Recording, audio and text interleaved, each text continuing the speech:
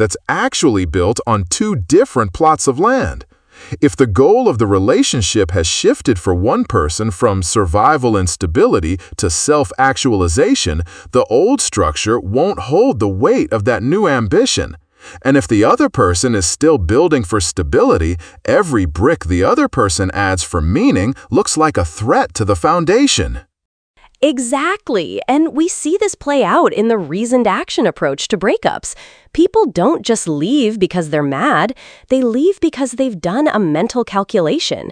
They realize their intentions and attitudes toward the relationship no longer align with their goals for their own life.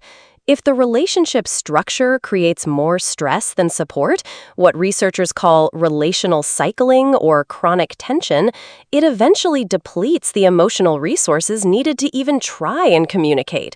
They fracture because the structural tension has become unbearable, and the only way to resolve it is to leave the structure entirely. Which brings us to the big takeaway here. The survival of a long-term couple might depend less on how they fight and more on how they architect. If you find yourself in that classic split, one person looking at the stars, the other looking at the ground, the first step isn't to fix the talk. It's to sit down and draw a new set of blueprints.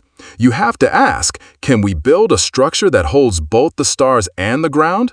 Because if the structure only accommodates one, the other person will eventually feel like a guest in their own life, and that's when the fracture becomes permanent.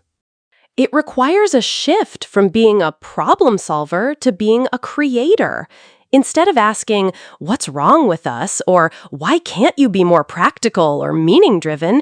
you ask, "What do we want to create together that honors both of these truths?"